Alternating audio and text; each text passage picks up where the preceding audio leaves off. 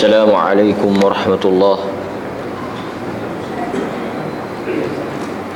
الحمد لله نحمده ونستعينه ونستهديه ونعوذ بالله من شرور أنفسنا ومن سيئات أعمالنا. من يهده الله فلا مضل له ومن يضلله فلا هادي له. أشهد أن لا إله إلا الله وحده لا شريك له وأشهد أن محمدا عبده ورسوله.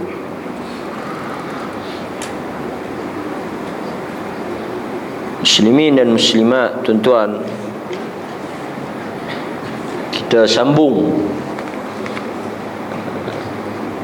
perbincangan berkaitan dengan kitab Al-Azkar, masih lagi dalam bab salam, zikir ataupun doa berkaitan dengan ucapan salam.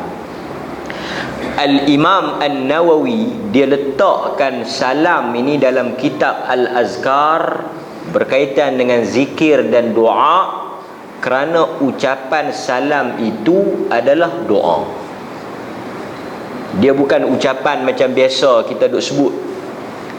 Maknanya bila kita melafazkan atau kita beri perkataan salam pada seseorang, maksudnya kita mendoakan kebaikan untuk dia. Sebab itu benda ni bukan main-main.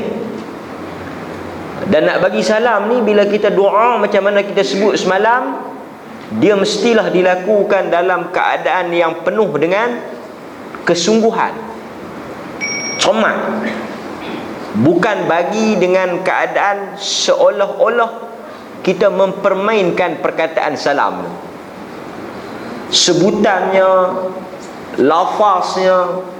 Sebab itu kita bincang juga dalam tajuk ini, disunahkan untuk kita mengulangi salam itu sebanyak 3 kali, agar orang yang kita bagi doa itu dengar dan dia boleh jawab.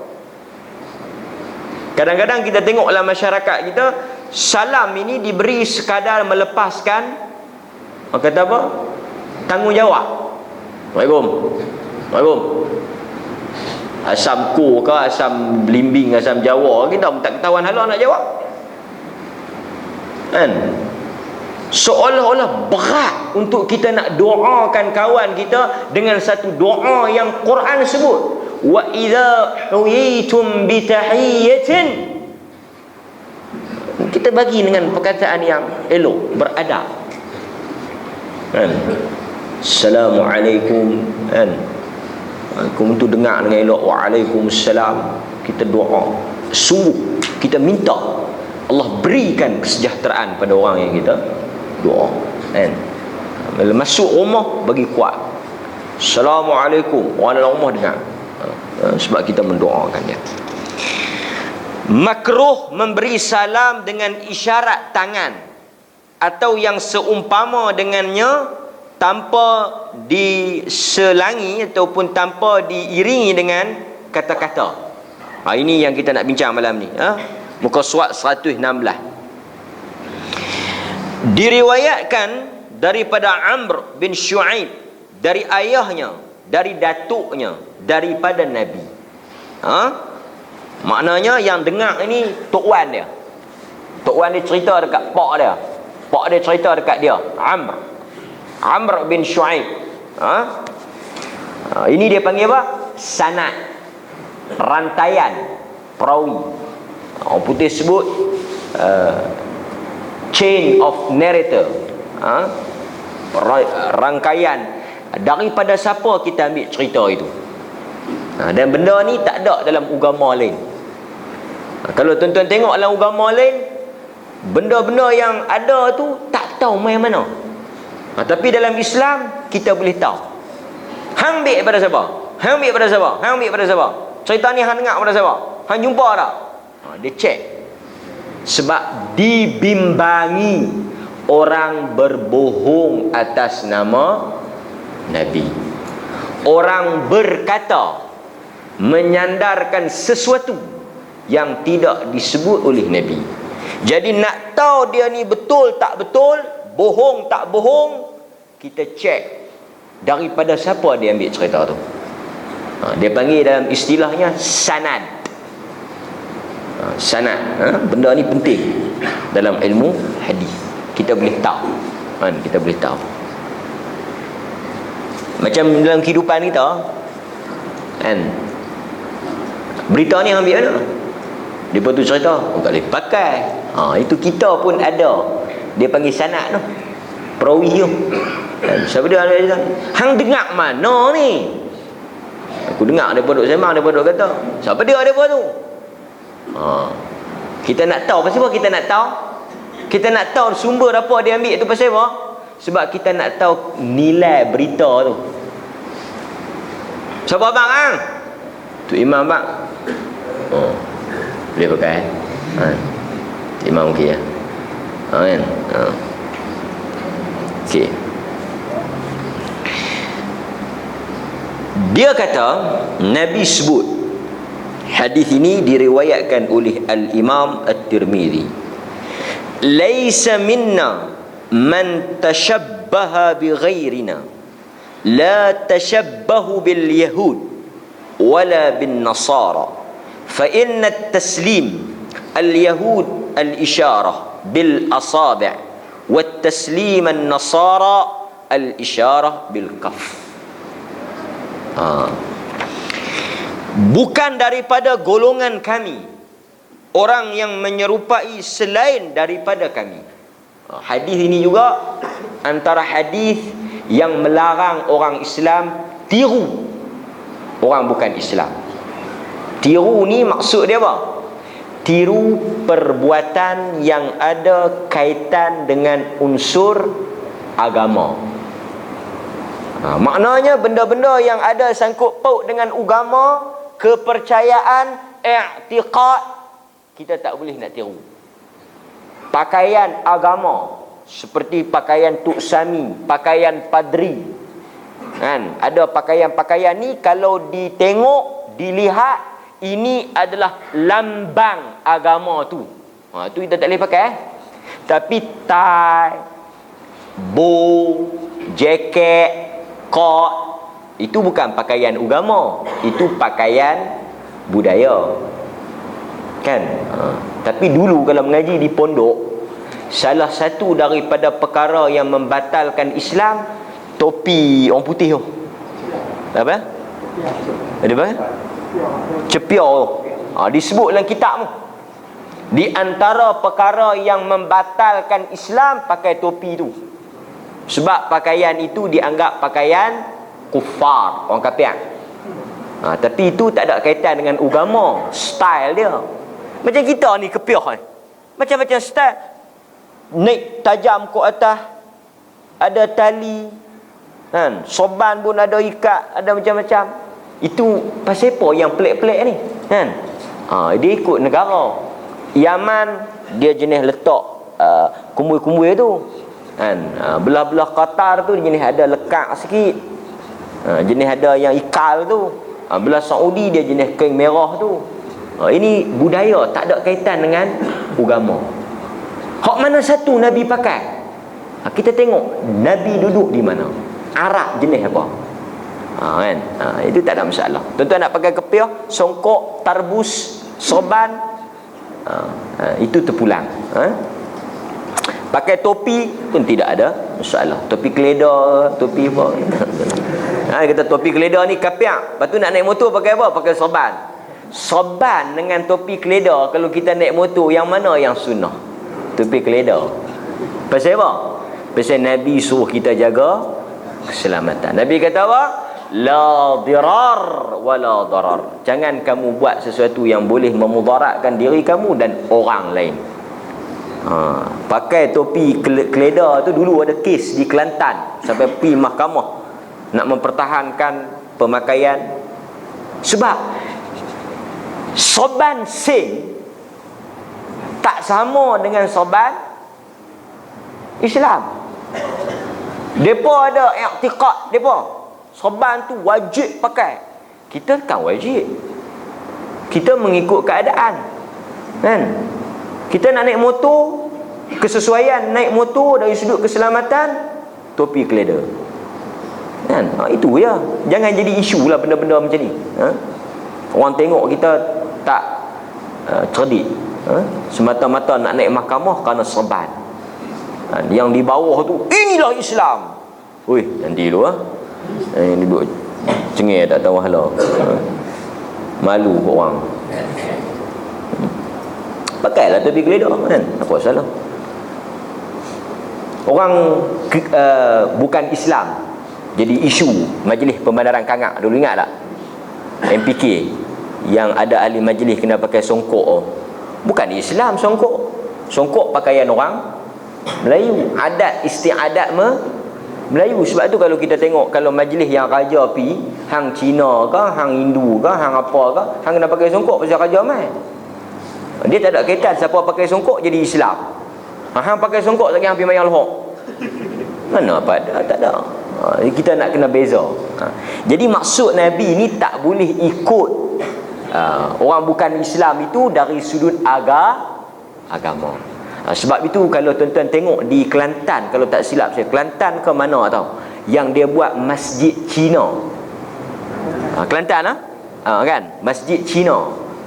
Masjid Cina ni reka bentuk dia. Reka bentuk dia itu mengambil reka bentuk daripada Cina. Bentuk macam tok kong. Bentuk macam tok kong, bukan bentuk tok kong. Kalau kita pergi di Cina, hak itulah seni bina dia. Yang menara Kubah ini seni bina Turki, bukan Arab. Ini tak ada kena mengena dengan akidah.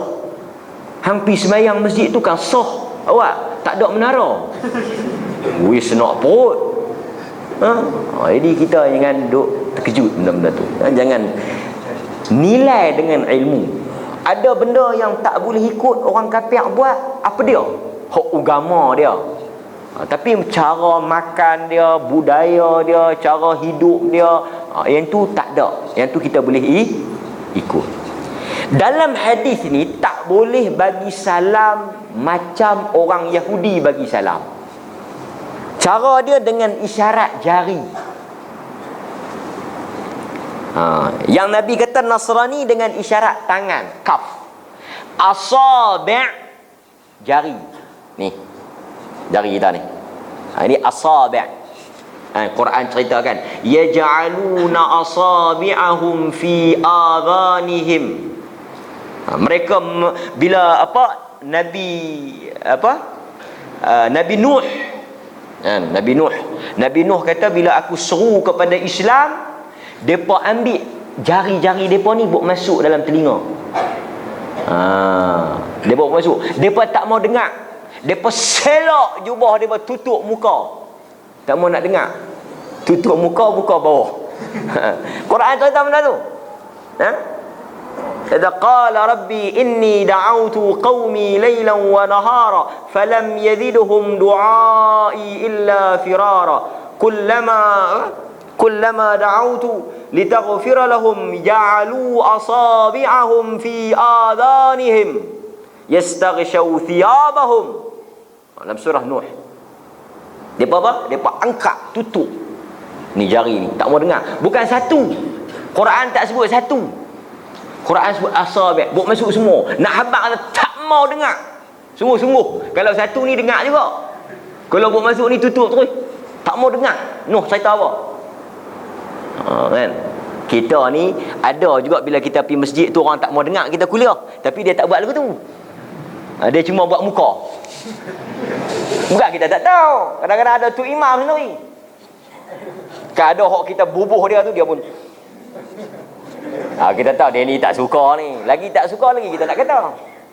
Dia tak sampai kalau dia buat lagu tu kita berhenti ya. Kita tahu orang tak suka, tapi kita ambil apa yang Nabi Nuh. Walaupun orang tak suka, dia tetap bercakap.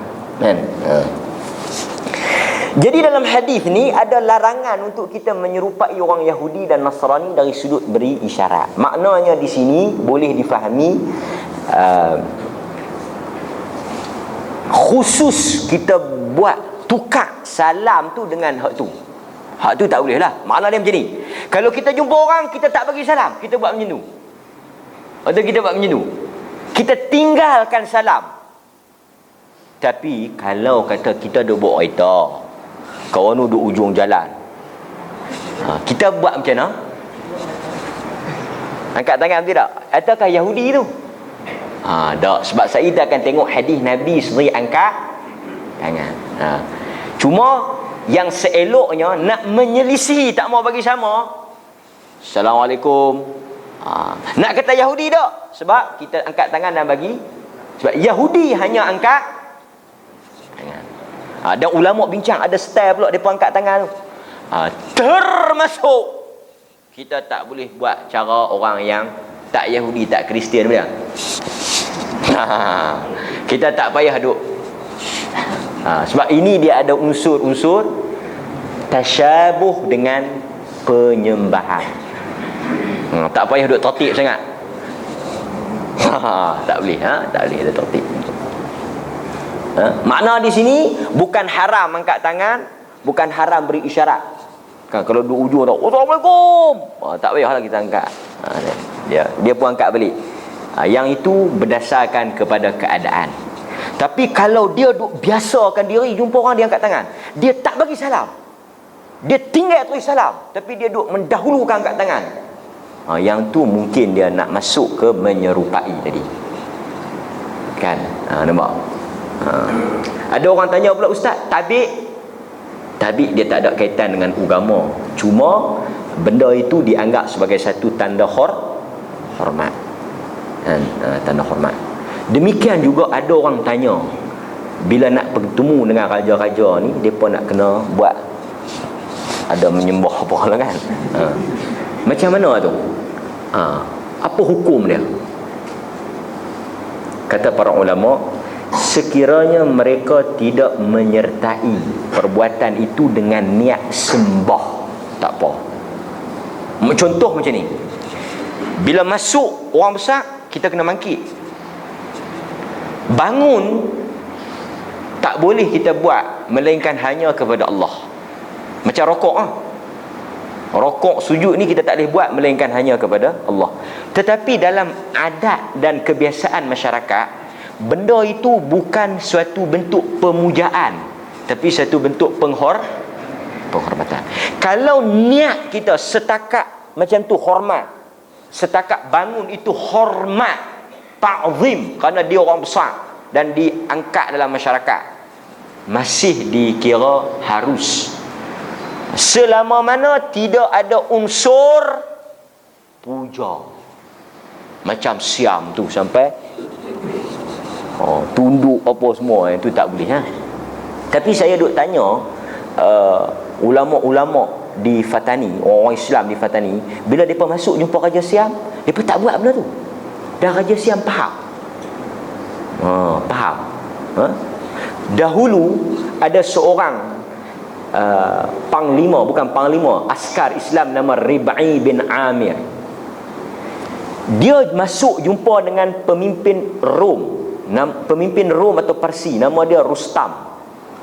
Rustam ni bila orang nak masuk jumpa dia dah buat macam bentuk orang masuk tu, siapa masuk pun dia kena tunduk, macam dia buat alang lah kan. Hang nak lepas tu hang kena tunduk, maknanya automatik tunduk kat dia.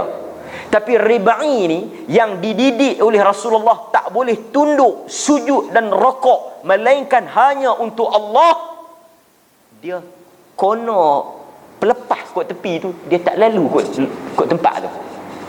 Maknanya dia tak masuk kot lagu orang duk biasa masuk tu. Dia buat, maknanya dia apa? Dia sendeng-sendeng sikit lepas. Tak sejuk. Maknanya apa? Maknanya dijaga lah. Tapi lah situasi, kalau kita semua orang bangun, Raja mai kita tak bangun, Petua Raja Tengah tak bangun, bangun hanya untuk Allah. Kalau kita kemah tak apa. Tapi kalau nak elak fitnah apa semua, kita bangun. Kerana Nabi sendiri pernah bangun dalam hadis Bukhari kerana hormat pada jenazah. Jadi kita tengok situasi. Sebab tu mengaji ni semangat tu penting, tetapi dia mesti ada ilmu. Tapi dulu ada ulama-ulama mai, ulama-ulama luar mai kan, depa mai dalam majlis. Tapi tak apalah, raja pun faham pasal depa ni bukan orang Melayu, orang Arab. Depa tak mangkit. Bila diumumkan orang besar, kita tahulah pasal budaya kita, sistem kita macam tu. Depa tak kira, depa kira tak boleh mangkit. Depa tak mangkit. Orang pakat duk tengok. Tapi syekh kan, siapa nak boleh tegur? Tapi hukum dia harus. Adapun hadis yang diriwayatkan oleh At-Tirmidzi daripada Asma binti Yazid, anna Rasulullah sallallahu alaihi wasallam marra fil masjid yawman wa usbatun minan nisa qu'udun fa asyara bi yadihi bit taslim, bahawa Nabi berjalan masuk ke dalam masjid pada suatu hari, terdapat sekumpulan wanita sedang duduk. Ini juga dalil bolehnya orang lelaki memberi salam kepada orang perempuan dalam keadaan selamat daripada fitnah.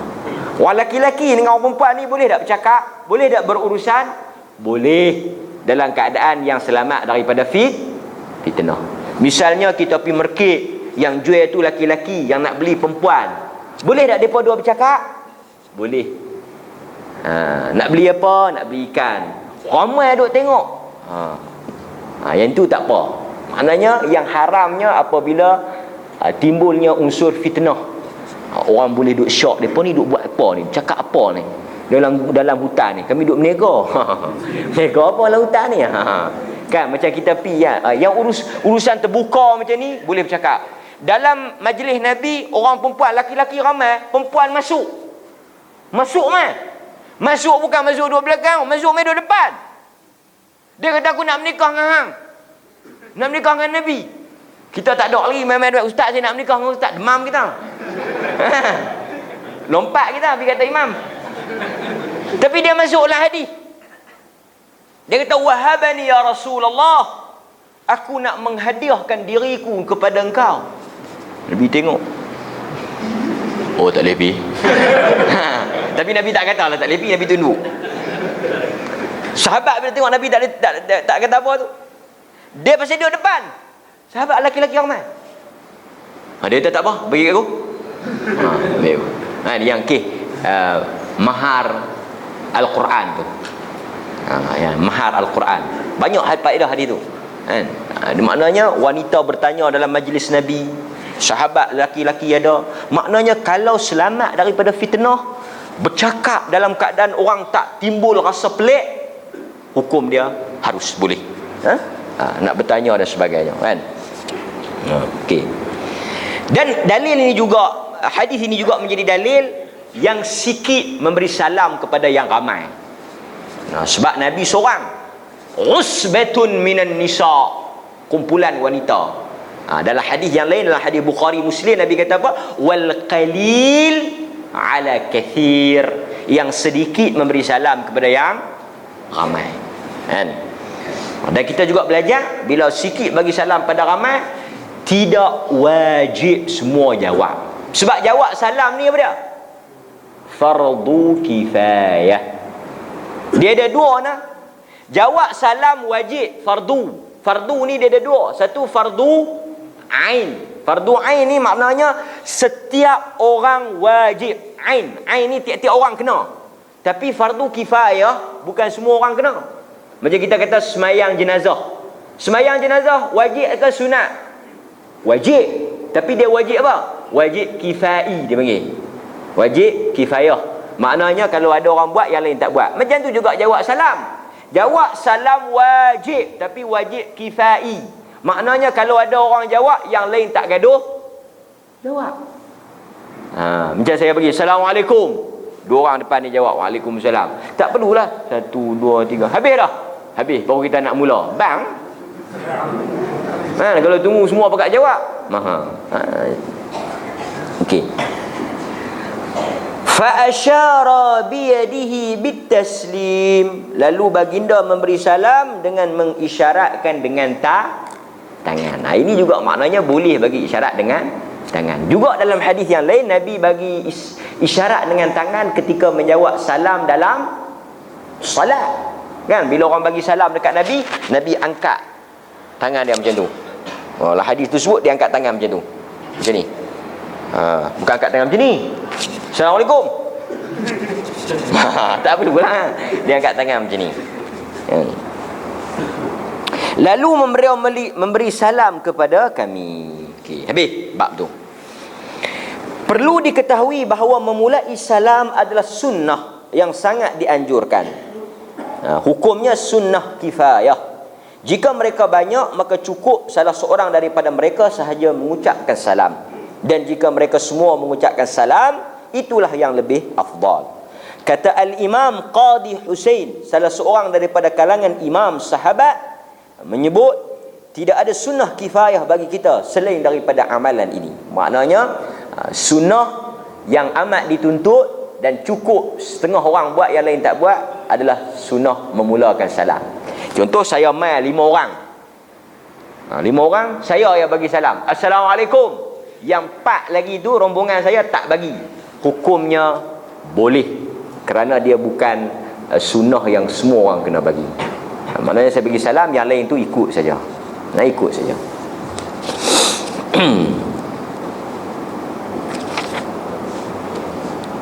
Yang seterusnya,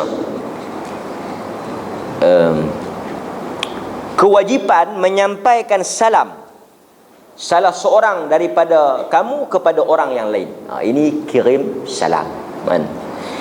Imam Abu Sa'ad Al-Mutawalli dan yang lainnya mengatakan, jika ada seseorang memanggil orang lain di sebalik tabir, tirai lah, atau dinding, lalu mengucapkan Assalamu alayka wahai fulan, atau dia menulis surat, di dalamnya dituliskan Assalamu alayka hai fulan, atau mengirimkan utusan kepadanya dan mengucapkan sampaikan salam kepada si fulan, lalu surat atau utusan itu sampai padanya, maka dia wajib untuk menjawab salam tersebut.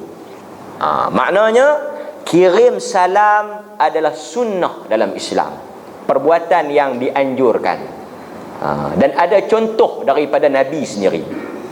Dan orang yang apabila sampai kepada dia itu ucapan salam, sama ada secara bertulis, surat, SMS, ataupun orang bawa melalui mulut, lisan, dia wajib jawab. Hukum dia sama macam bagi salam secara berhadapan.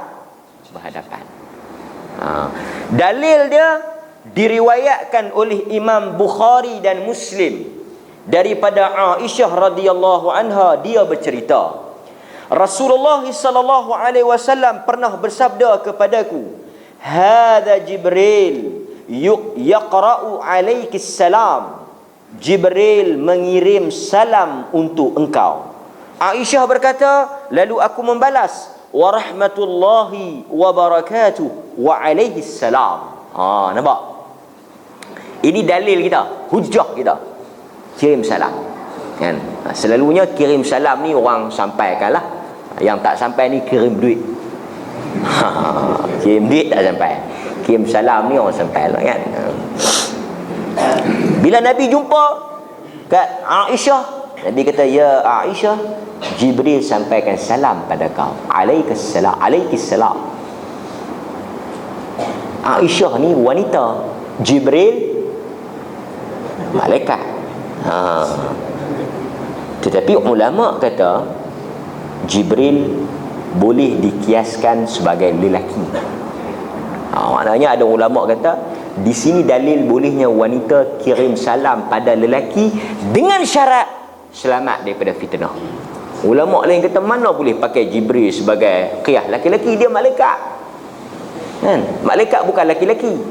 Dan kalau tuan-tuan dengar dalam khutbah sebut, dan kita pun duk kata, tak tahulah dari sudut bahasa betul tak betul, seorang malaikat.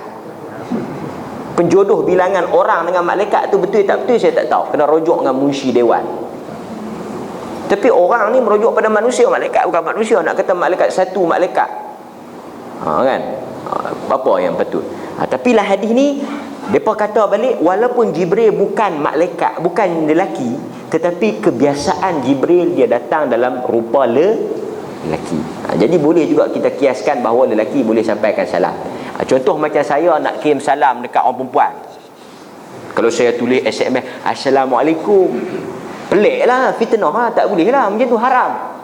Tapi kalau saya sampaikan melalui laki dia, hangkir salam bini yang lama tak nampak, laki dia kata okey tak apa, ustaz kirim salam kat hang, melalui pengetahuan laki dia, tak apa kan, macam ni, itu boleh. Dan jawapan Aisyah pula, warahmatullahi wabarakatuh, dia jawab dekat Nabi, orang yang bawa. Kita orang bawa tak boleh apa, assalamualaikum, waalaikumsalam kat dia. Ini yang bawa tak apa kan, boleh pahala tak. Beri dua, yang bawa dan yang kirim. Sebab tu dia kata warahmatullahi wabarakatuh wa alaihi salam, kepada dia rahmat dan berkat Allah, juga kepada engkau yang bawa. Maknanya itu jawapan yang kita beri. Dan disunahkan bagi seseorang itu mengirimkan salam pada orang yang dia tak jumpa. Ini sunnah. Bila kita tengok dia tak mai, dia tak ada, dia tak hadir, kita kirim salam dekat dia. Doa, kirim doa. Mungkin dia sakit, mungkin dia ada masalah, kita doa sejahtera untuk dia. Jika ada yang mengirimkan salam melalui seseorang untuk disampaikan kepada yang dituju, pada seorang yang dikirim itu mengatakan, si fulan memberikan salam kepadamu, maknanya ada orang kirim salam ke hang, seperti yang telah kami sampaikan sebelumnya, bahawa wajib baginya untuk menjawab salam tersebut dengan segera. Disunahkan untuk menjawab salam kepada orang yang dikirim itu, maknanya orang yang bawa itu, dengan mengatakan wa alaika wa alaihi salam, kepada engkau dan ke atasnya. Jawapan salam. Okey. Mengucapkan salam kepada orang yang tuli dan bisu, pekak dan bisu. Macam mana? Okey. Jika seseorang memberikan salam kepada orang yang pekak, tidak mendengar, maka dia tetap perlu melafazkan kalimah salam kerana kemampuan untuk mengucapnya dengan diiringi isyarat tangan sehingga dapat difahami. Maknanya kalau kita boleh bahasa isyarat, yang nak kata contohnya salam lah, contoh macam tu lah, kita pun tak tahu kan macam mana, kita bagi assalamualaikum tu kena juga. Nak bagi apa dia pekak, tak kena juga, sebab itu sunnah. Tapi dia tak dengar, maka kita wakilkan dengan isyarat. Bukan makna bila dia pekak terus tak bagi salam, terus buat isyarat, tak. Ini disebut oleh para ulama. Orang yang bisu, dia isyarat lah, dia jawab balik dengan tangan dia lah kan. Kalau dia cakap demam kita. Okay. Jawapan anak kecil terhadap orang yang memberikan salam kepadanya. Ini kes kanak-kanak. Nabi, tuan-tuan, satu sikap dia tak tunggu orang bagi salam pada dia, dia mulakan salam. Sama ada pada orang yang lebih muda ataupun orang yang lebih bawah daripada dia. Dia tak protokol sangat Nabi ni. Kita kalau dalam budaya orang Melayu, orang tua-tua kena bagi salam, orang muda kena bagi salam pada orang tua, itu sunnah. Tapi tak semestinya kita buat macam tu. Dia bukan wajib kan? Kita duduk dalam majlis, ada orang muda, kita mula bagi salam pada mereka kan? Okey.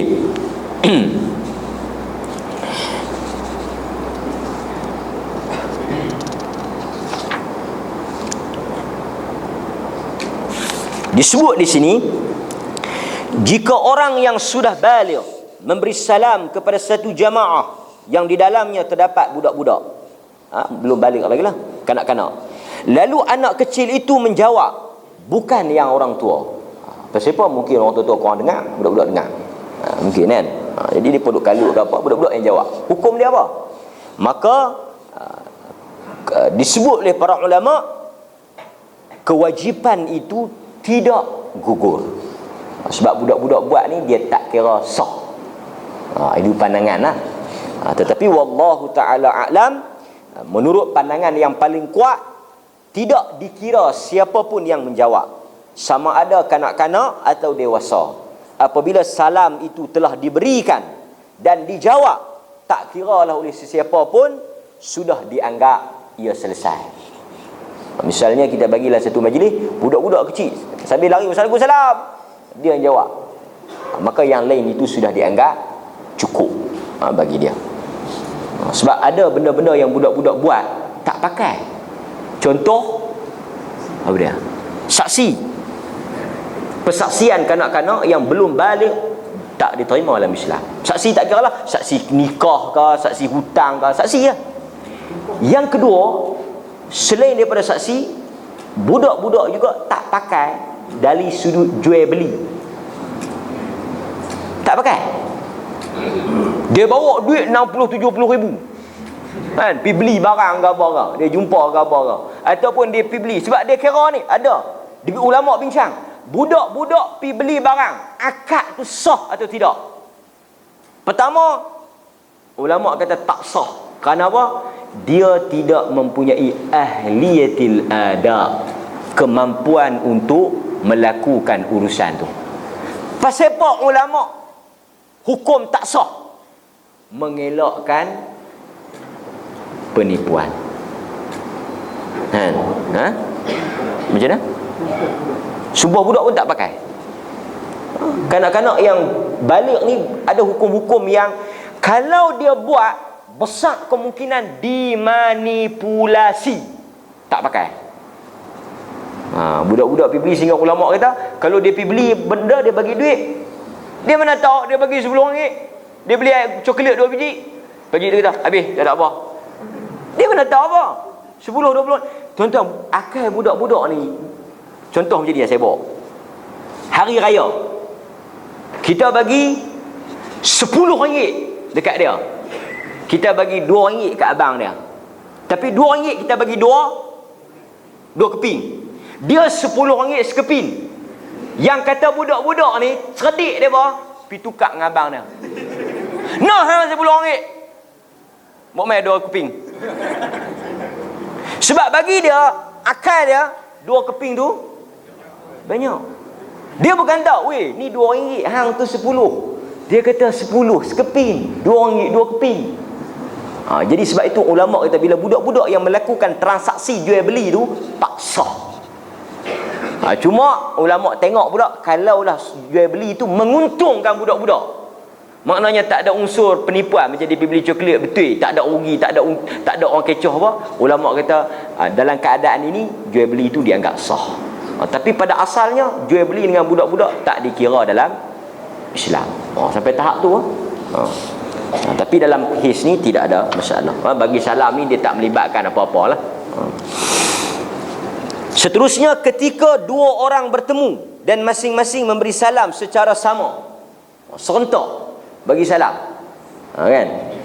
Jika dua orang yang berserta dalam satu ketika dan masing-masing memberi salam secara sama, atau salah seorang memberi salam terlebih dahulu kemudian disusul yang lainnya, mengenai hal ini, yang dimulai salam itu, maka wajib untuk menjawab.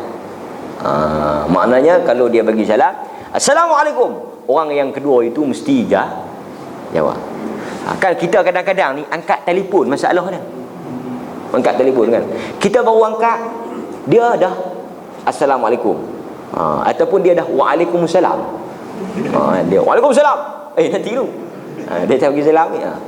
Maka dalam hal ni dikira siapa yang bagi dulu.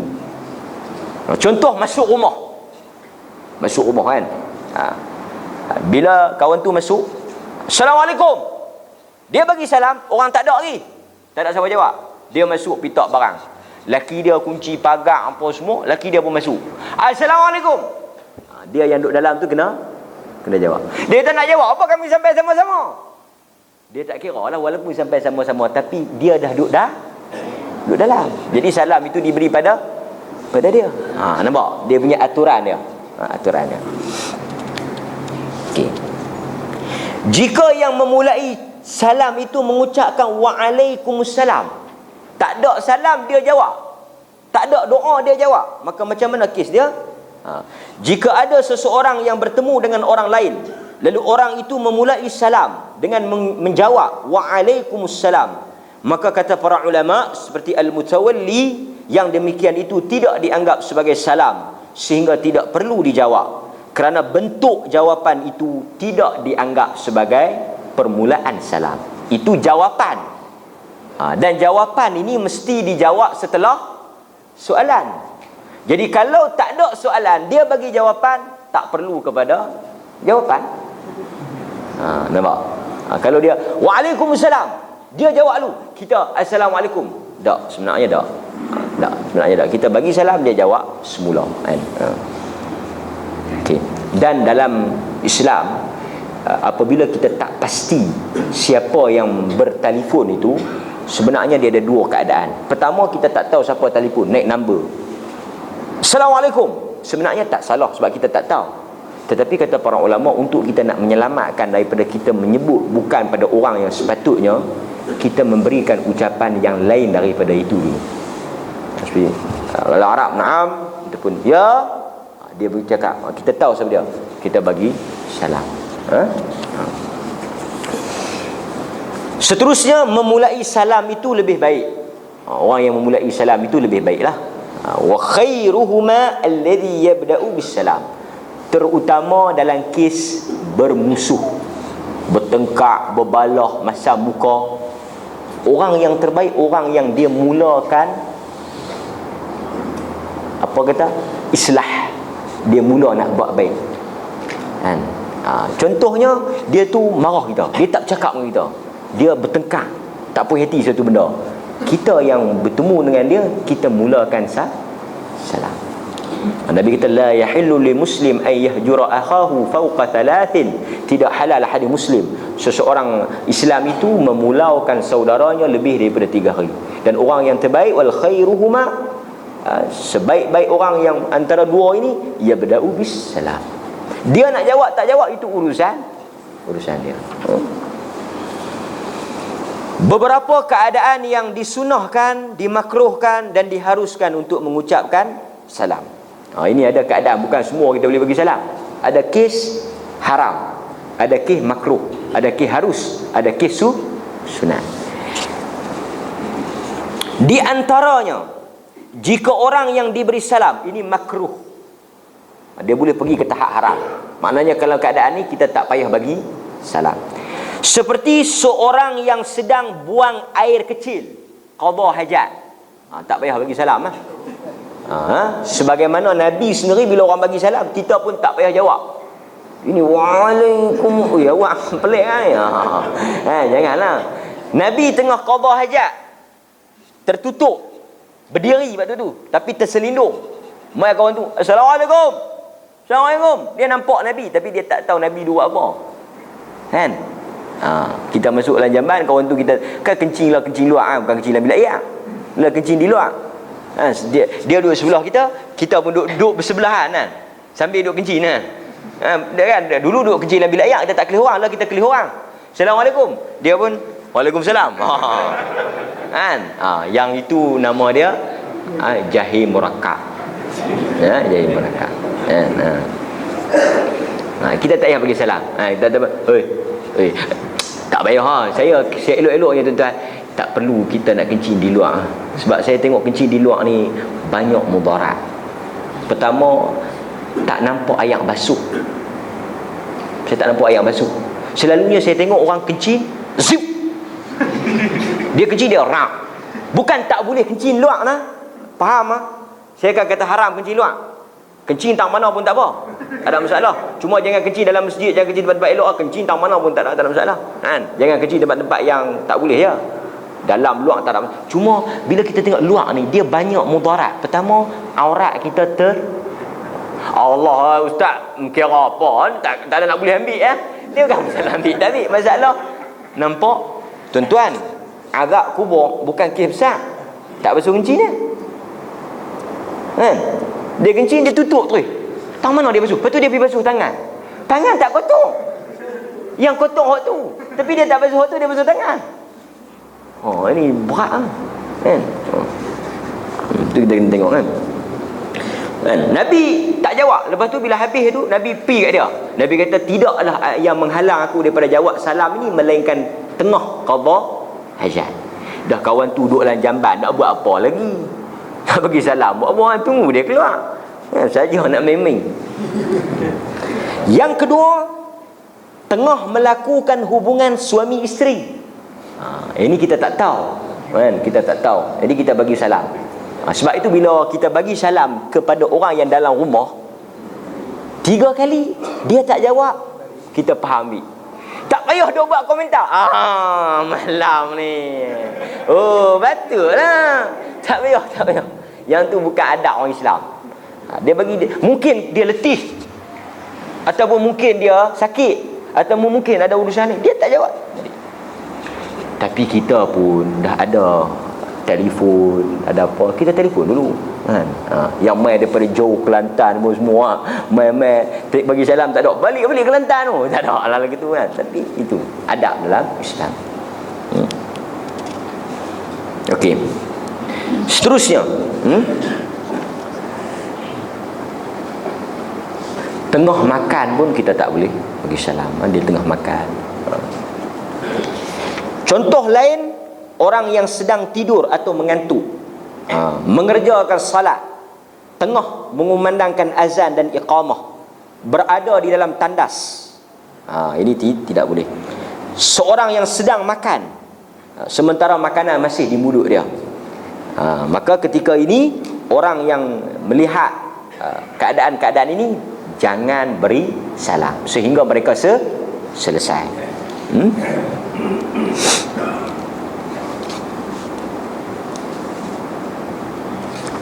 Okay. Adapun salam ketika mana khutbah Jumaat, ini kadang-kadang kita tengok tuan-tuan, khutbah Jumaat ni apa pun tak boleh buat tau. Dia kena fokus ya, main telefon ke, tasbih ke, apa ke. Masa tengah khutbah tu concentrate. Yang boleh bercakap ketika tu hanya khatib. Dan tak perlulah kita nak duduk. Semua ni mengganggu, termasuk ni surung tabung, tak perlu. Sebab Nabi, orang tengah duduk berzikir kan, menggunakan batu, menggunakan biji, Nabi tegur sebab menghilangkan fokus pada khutbah. Benda-benda yang menghalang, mengganggu khutbah sepatutnya dielakkan. Tak perlu kita nak. Ini kadang-kadang bukan surung tu boleh tahan lagi. Ni hak jenis pegang usung, pegang karung. Tok imam duk khutbah, depa pegang ni, mai suruh. Lagi teruk tak berjalan, lagi tak buh. Okey. Ada. Ini masalah kita. Kita sampai salat duduk. Tak perlu nak pergi salam kiri kanan. Dan orang yang diberi salam ketika itu, adakah dia wajib jawab? Dengar tak bercakap, wajib jawab pun tak. Dia jawab dengan isyarat.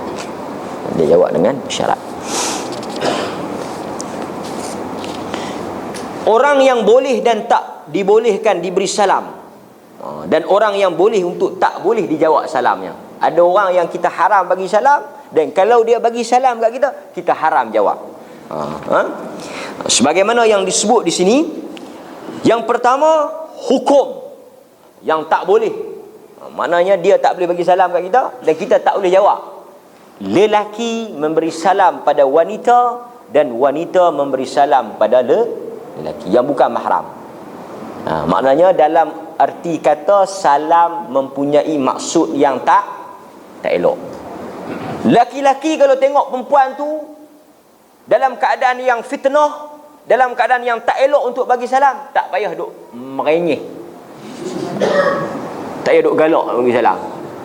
Dan yang tua makcik jalan terbongkok-bongkok tak galak nak bagi salam. Lalu hok dai licin sikit, assalamualaikum warahmatullahi amboi seorang ini tak boleh. Dan perempuan yang dengar salam tu haram untuk dia jawab. Sebab apa? Dia bertolong-tolongan dalam benda maksiat. Dia kalau merenyeh seorang, tepuk sebelah tangan, dia tak eri. Dia kena ada yang sambut pula. Jadi perempuan kata tu, yang perempuan tu bukan nak jawab sangat ustaz tapi dah wajib. Tak kena. Yang kedua, orang yang fasiq, ahlul bid'ah dan ahli syirik. Maknanya orang yang buat dosa besar, orang yang ahli bid'ah, orang yang melakukan syirik, kita diharamkan untuk memberi salam pada mereka, dan mereka jawab salam pada kita, kita tak perlu untuk jawab. Maknanya geng penyembah kubur, geng tangkai, geng kamak, geng tok bomo, geng ekok, geng arak, geng jahat-jahat ni perlu dia bagi salam. Nak buat apa? Yang ni dia panggil ingkaru maksiyah. Nak tunjuk kata kita tak setuju dengan perbuatan dia. Contoh, dia keluar pada kedai ekok, Assalamualaikum. Kita tak payah jawab, tak payah beralih, jalan terus. Dia mesti tanya, awak esok dia jumpa kita, Assalamualaikum. Tapi dia jumpa dalam keadaan dia tak beli ekor. Mungkin dia jumpa di tempat kerja kita kan. Assalamualaikum. Waalaikumsalam. Kemarin hang tak kelih aku kelih. Hang tak dengar aku bagi salam? Dengar. Awak hang tak jawab. Aku tak berapa nak bersetuju dengan tindakan hang. Aku tak jawab sebab benda ni haram. Kalau aku jawab seolah-olah aku redha. Bila dia dengar itu dia panggil mencegah mungkar. Tapi kalau kita nampak dia keluar pada kedai kok, Assalamualaikum, peluk, jom pergi minum dulu, dia tak rasa apa. Ini sampai tahap tu kan, sampai tahap tu. Kadang-kadang anak kita keluar tak pakai tudung pun semua kan, balik main tak pakai tudung, Assalamualaikum, senang tak jawab, tak payah bercakap. Lepas tu malam ni, awak mau daripada kami sampai tadi tak bercakap tu. Dah apa saya hang tak tutup kepala, aku tak bercakap dengan hang. Cakap dulu tu kan. So kita nak tunjuk, man ra'a minkum munkara falyughayyir. Nabi tak jawab salam pada orang-orang yang terkenal sebagai ahli bid'ah, ahli syirik. Ini sebagai satu bentuk nasihat. Wallahu ta'ala alam. Kita bagi laluan pada azan, saya kita jawab soalan kalau ada, insya-Allah. Beri salam satu Malaysia guna isyarat jari, serta kebanyakan majlis rasmi abaikan salam ikut sunnah, tapi sebut salam satu Malaysia sebagai ganti. Tuan-tuan, salam satu Malaysia tak ada masalah sebab dia hanya ucapan dari sudut adat. Dia jangan ada i'tiqad. Saya bukan dia macam ni ya. Salam satu Malaysia, salam perpaduan, salam apa satu masjid ke, salam apa ke. Ucapan ini adalah ucapan biasa. Yang haramnya bila ada orang yang ucap itu dia beriktikad salam satu Malaysia ni ada boleh pahala, ada fadilat, wajib, ada kelebihan, yang tu haram lah. Tapi kalau dia bagi salam satu Malaysia ni ucapan biasa, ucapan yang tak ada kena mengena dengan agama, tak ada kena mengena dengan iktikad, tak ada apa-apa kepercayaan, tak ada masalah. Dulu salam hadari, salam satu Malaysia. Esok kalau saya jadi Perdana Menteri, salam apa saya nak buat tak tahulah. Tapi tak ada masalah. Cuma jangan tinggalkan salam yang doa. Melainkan kalau kau kata salam satu Malaysia ni pasal apa yang hang duk kata? Kalau kita ucap salam satu Malaysia ni boleh 10 pahala. Yang tu haram lah, bid'ah kan. Yang tu tak boleh lah. Tapi kalau ucapan tu ucapan biasa, tak ada masalah. Kan? Cuma kalau dia dahulukan salam satu Malaysia sehingga dia lupa salam yang sabit dalam hadis, salam Islam, yang itu haram lah. Salam satu Malaysia tak ada. Assalamualaikum warahmatullahi, salam satu Malaysia, salam perpaduan, salam qaryah saya, ikut dia kan? Tak ada masalah kan? Tak ada. Cuma jangan ada i'tiqad wajib. Macam contoh, Assalamualaikum warahmatullahi, dia terus cakap. Lepas tu ada orang tegur, salam satu Malaysia hang tak cakap weh. Lupa. Salam satu. Jangan melampau macam tu kan. Dah tak lupa weh, dia bukan wajib. Kan? Dia bukan macam lupa baca bismillah, tengah-tengah makan teringat berhenti. Lepas tu baca bismillah pula. Dia bukan lagu tu. Dia tak wajib, dia ucapan biasa. Jangan hulu, jangan melampau.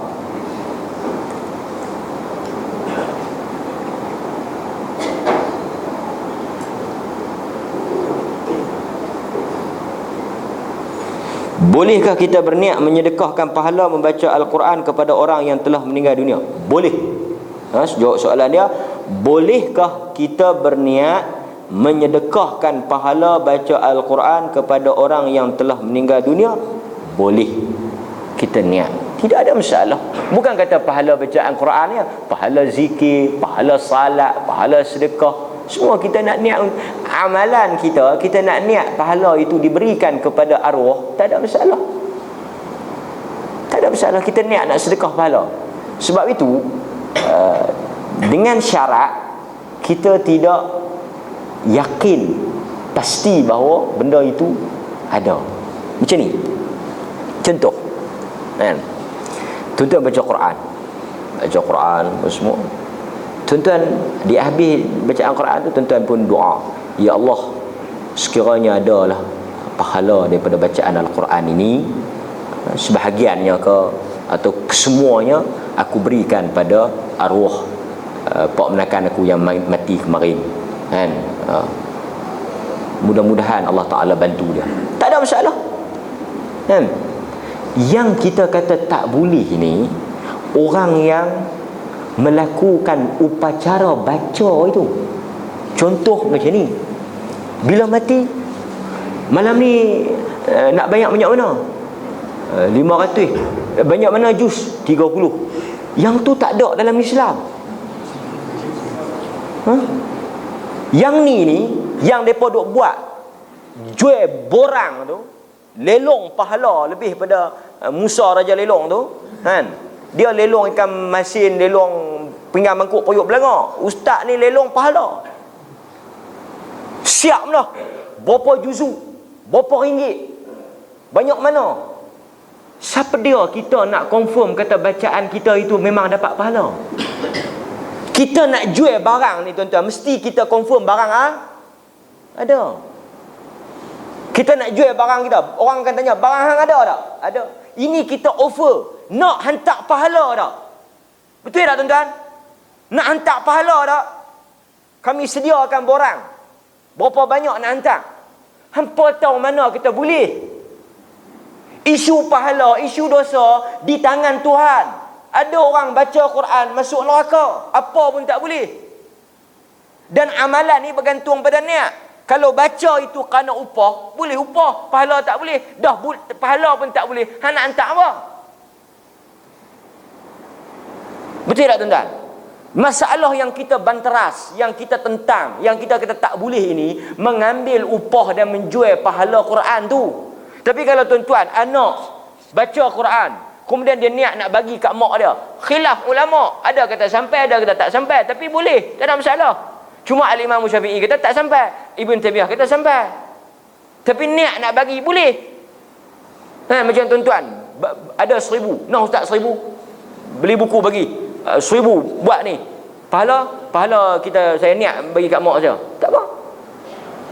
Tapi tak pasti benda tu dah dapat. Tapi yang duk buat lah ni, mereka dah pasti dah. Ustaz tahu mana kata mereka pasti? Mereka tulis 30 berapa ringgit, 15 berapa ringgit. Kalau tak pasti macam mana mereka boleh tulis lagu tu? Betul tak? Borang, ada borang.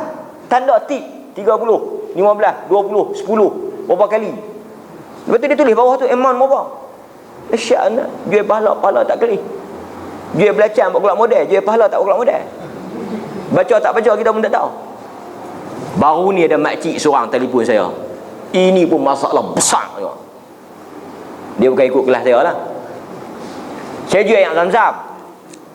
Di pelekat tu saya tulis nombor saya. Dia telefon, kita pun angkat. Dia kata ni hak jual yang Zam-Zam tulin lah. Zam-Zam tulin. Ingat Zam-Zam tawaf bukan dia. Zam-Zam tulin. Ni ustaz ke? Ustaz mana? Ustaz Rizal. Ustaz Rizal, ustaz mana? Dia ni bukan duk polis kot. Dia kata, makcik nak tanya sikit, kan? Makcik ni denyut nadi, derah, gemuruh apa semua. Dia cerita lah masalah dia beli tak mana, tak tahulah yang Zam-Zam kita letak atas ceruk, kan? Nak tanya sikit kat ustaz boleh? Dia kata sebab sebarang pertanyaan hubungi. Kemah kat dia punya dalil. Sebarang pertanyaan, bukan pakai tayak Zam-Zam ya, pakai apa pun tak apa kan. Nak tanya apa makcik? Nak minum air Zam-Zam elok ke? Nak minum air anugerah hak bagus? Allahu Akbar. Kita macam nak hempuk kepala di dinding bagi relai. Tuan-tuan, soalan dia, nak makcik nak minum air anugerah ke, air Zam-Zam hak bagus? Subhanallah, soalan apa ni? Makcik tu tak salah, makcik tu tak berdosa, makcik tu baik. Cuma makcik itu ditipu, dibohong. Ayak Zam-Zam ni tuan-tuan, bukan saya nak kempen ayak Zam-Zam saya. Ayak Zam-Zam siapa-siapa pun, dalam hadis sebut clear kelebihan, keutamaan, keberkatan, kemuliaan, kemukjizatan. Tak perlu baca apa dah. Selawat tak perlu, bismillah ya. Tu pun bukan pasal Zam-Zam, pasal nak minum. Tak gaduh Quran, tak gaduh selawat. Zam-Zam ori, tak ada baca apa. Nabi sebut mukjizat. Ma'u Zam-Zam lima syuribalah. Nabi kata ayak Zam-Zam yang tak ketahuan hala padu ni pula. Ayak Zam-Zam tawaf, ayak Zam-Zam 30 juzuk, ayak Zam-Zam selawat, ayak Zam-Zam qasidah berzanji marhaban. Hampa ni apa dia ni? Zam-Zam tu tak baca apa pun memang mukjizat dah. Anas bin Malik meriwayatkan dalam banyak hadis tentang kelebihan Zam-Zam. Sahabat sebelum tu, apa dia ni yang masuk Islam, Abu Dhar Al-Ghifari, dia masuk Islam, dia pergi ke Mekah, dia minum air Zam-Zam, dia tak makan apa selama beberapa hari. Nabi tanya, hang duduk di Mekah ni hang makan apa? Aku tak makan apa. Lepas tu macam mana hang hidup? Aku minum air Zam-Zam. Lepas tu Nabi kata Zam-Zam itu mengenyangkan sesiapa yang meminumnya. Dan Zam-Zam itu bergantung pada siapa yang niat. Niat nak bagi dan nadi tak derah, nadi berhenti terus pun boleh. Sebab Nabi kata 5 syuribalah, ikut niat. Maknanya kita minum tu kita niat. Ya Allah, aku ni ada penyakit, berkat mukjizat Quran, apa dia ni ayat Zam-Zam, lega penyakit ni. Dia ikut niat. Al-Imam Syafi'i kata, aku minum air Zam-Zam dengan niat nak panah tepat, aku panah 10, 9 kena. Tu dia Imam Syafi'i kata. Imam Syafi'i kata ketika mana aku minum air Zam-Zam, aku niat nak bagi pandai panah, aku panah 10, 9 kena. Dia ikut niat tu. Anugerah ni air apa? Lepas tu dia melarat pula. Minyak wangi, minyak urut, minyak ubat ketiak pun 30 juzuk. Nak buat apa ubat ketiak 30 juzuk? Nak buat apa? Nak buat apa ubat ketiak 30 juzuk? Ketiak yang bubuh ubat ketiak 30 juzuk tak kena bakar dengan api neraka. Tuan-tuan, bagi ya ayat-ayat merepek, ayat-ayat merepek. Anugerah nu, ayat anugerah ni, minyak wangi. Lepas saya bubuh di muka saya minyak anugerah ni, muka pun jadi pelanduk putih, bercahaya apa semua. Apa? Ada orang surat khabar duk keluar. Kan? Yang besar-besar. Bukan kita suruh beli azam. Siapa kita boleh pergi tanya benda yang Nabi habang mukjizat dengan nak pergi banding dengan ayat tak tahuan main mana hala. Tuan-tuan, sebotol 2 botol ni dan baca. Sebotol 2 botol kita dan baca. Sekali keluar 20,000 botol nak baca waktu mana? Tapi orang kita tu dia pi pandang lagi anugerah hak 30 juzuk, hak tak tahu betul tak betul, hak tak ada hadis sebut, dia tinggal hak mukjizat ni. Ini masalah orang kita. Sebab tu kita kata lah ni, baca Quran, hantar pahala, baca sendiri, ahli keluarga baca, anak-anak baca. InsyaAllah tak perlu nak upah orang. Kan? Tak perlu nak. Sebab tu kita kata tuan-tuan, kalau kata pahala ni boleh kirim macam mana kita duk kirim lah ni, bayar boleh. Orang kaya semua masuk syurga, kita semua tengah-tengah. Depa duit banyak, tulis cek 1,000. Noh, apa baca? Lagi tak habis 1,000 bawa baca. Habis bawa habak balik, aku tulis lain. Kita hak RM100 pun tergetak-getak nak beli buku. Nak. Ini masalah masyarakat kita. Ini berlaku dalam masyarakat. Kita kena sebut, tuan-tuan ni kena bercakap. Pergi dalam kampung-kampung, jumpa makcik-makcik mana di tempat kenduri, bercakap. Apa tak ada percaya ayat anugerah tu? Cakap. Kan? Ni. Tapi orang tak suka pun. Boleh, tak ada masalah niat. Kita buat haji niat bagi kat pahala mak kita, niat umrah bagi, tak ada masalah. Tapi mudah-mudahan kita harap ada. Ada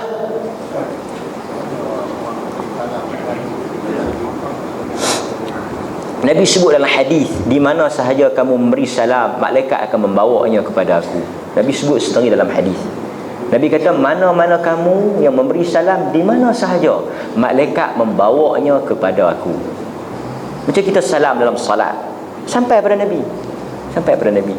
Kan? Tak perlu untuk kita kirim. Sebab sahabat-sahabat Nabi, apabila ada sahabat yang nak pergi ke Madinah, tidak ada dalam riwayat menyebut mereka kirim salam. Tak ada. Mereka dengar ada sahabat nak pergi Madinah, nak pergi masjid Nabi, nak ziarah, tak ada riwayat kata tolong kirim salam. Tak ada. Nah, sebab hadis tadi kata, tang mana kita duduk, selawat dan salam kita dibawa oleh malaikat untuk Nabi. Ada pula cerita masjid Nabi malam tutup. Memanglah tutup, orang nak cuci. Dok nak bagi Nabi berehat, siang tak larat nak jawab. Dia dah tutup rest shift siang tu, tak tengok tu Fatihah. Dia ingat sekali mai waalaikumsalam jawab lagu tu. Benda khair, benda tak nampak. Lagu mana Nabi jawab, banyak mana Nabi jawab, macam mana Nabi jawab, itu urusan Allah. Sunnahnya lalu makam Nabi, lalu ziarah kubur Nabi, assalamu alayka ya Rasulullah, cukup. Kita dengar tak Nabi jawab? Tak. Tak, Nabi tak mau cuma hang. Lepas tu Nabi tak jawab. Pasal hang buat bidah. Boleh kita kata begitu? Dia boleh. Sebab itu tuan-tuan, minta maaf. Minta maaf. Kitab apa? Orang tabligh duk baca kan. Apa dia ni? Fadail A'mal. Tak silap saya dalam kitab tu kitab lagi ada satu hadis. Fadail A'mal ni banyak hadis lah yang kita nak cek balik. Bukan semua palsu, ada yang betul, ada yang tak betul. Ada satu cerita Syekh Ar-Rifai kot nama Syekh tu. Dia pergi menziarahi Nabi. Dia pergi ziarah makam Nabi. Dia ni Syekh besar lah. Jadi bila dia ziarah Nabi tu, bila dia bagi salam pada Nabi, cuai keluar tangan Nabi. Dia sebutlah hadis tu, dalam riwayat tu. Dan Syekh Rifai bila keluar tangan Nabi, sambut, pegang. Disaksikan oleh puluhan ribu orang. Ish tuan-tuan, cerita ni tak payah tengok sanad, tak payah tengok matan, dengar pun tahu dah muhu. Abu Bakar manusia yang paling dekat dengan Nabi. Abu Bakar ni tak ada manusia yang rapat dengan Nabi. Pi mana dia yang teman Nabi. Susah senang dia, mati Nabi pun dia yang ganti. Dia pergi bagi salam. Terus Abu Bakar pun Nabi tak suruh tangan. Takkan hang Nabi nak suruh tangan? Tak ada riwayat Abu Bakar tak mau cerita lah kut ria. Tak ada muhung lah. Benda kalau sahih, sahabat takkan sembunyi. Kalau betul ada orang yang Nabi suruh nak jabat, Abu Bakar lah manusia yang pertama Nabi suruh jabat dia dulu. Tahniah atas pelantikan sebagai khalifah. Tak ada. Dan disaksikan oleh puluhan ribu. Nak kelih macam mana tuan-tuan? Kita kadang-kadang duduk belakang beratuk nak pergi makan Nabi pun kita tak kelih dah orang depan buat apa. Ini puluhan ribu orang kelih. Tapi dibaca. Benda-benda merepek macam ni kadang-kadang orang kita ni tak boleh nak fikir. Yang baru ni tengah hari tadi saya ada sembang dengan seorang lawyer. Dia main cerita kat saya lah. Dia beli buku, dia duduk sembang. Dia kata ada 2 kes dia handle. Kes penipuan, kes pembohongan, transaksi. Maknanya orang ni doktor falsafah PhD hebat. Dia buat menega macam mana tahu? Dia pergi melabur duit tu bankrupt. Lepas tu ada masalah perundangan, refer dengan dia lah. Dia kata 2 kes tu, dua-dua yang jadi sama kes ditemani oleh seorang yang berjubah, sorban besar, janggut, kira main macam Tok Syekh duduk tepi. Maknanya pelaburan yang lingkup tu advisor, penasihat dia Tok Syekh tu. Yang peliknya tuan-tuan, orang yang cerdik macam ni kita duk dengar kan. Dulu wakil rakyat kena tetak 18 pasal nak menurun duit. Yang kesemua ni yang kena duk bohong dan kena duk tipu ni, depa akan jam bila kawan tu buk mai agama. Dia cerdik tak mana pun, dia pandai tak mana pun, mai orang berjubah bismillah sikit apa semua, dia jam. Dia tak boleh fikir, dia kena percaya. Pasal apa? Masyarakat kita ni, itu kuasa agama. Bila orang dengar ustaz, orang agama ni jual apa pun laku. Pasal apa? Pasal dia guna agama. Yang duk jadi duta-duta lah ni semua orang-orang agama. Kan? Jual minyak, jual air, jual Maggi, jual pati ikan rawan pun ambil imam muda. Pati ikan rawan ni untuk orang bersalin, bagusnya ambillah orang yang beranak banyak. Saya menggunakan pati ikan rawan sebanyak 9 kali bersalin. Dia 9 kali beranak makan pati ikan rawan. Baru ada logik dia dah. Yang kawan ni beranak pun tak pernah, tiba-tiba hang ambil jadi model ikan rawan. Tak apa saya kata api pasal kawan saya. Dia nak marah apa kan? Yang jadi model tu kawan saya, dia nak marah apa pihak dia. Tak jumpa, dia kata hang ni pilih sama ikan rawan nak jadi model. Kan? Pasal apa pergi ambil imam muda pergi jadi pati kawan? Apa kaitan dia dengan dia beranak kan? Dia luka tak mana? Accident kan? Pasal dia ada nilai agama. Jadi orang beli kerana agama. Pasal itu kita kena ingat adalah masalah ni, agama ni diniagakan. Wallahu ta'ala alam, wabillahi taufiq wal hidayah. Wassalamualaikum warahmatullahi wabarakatuh.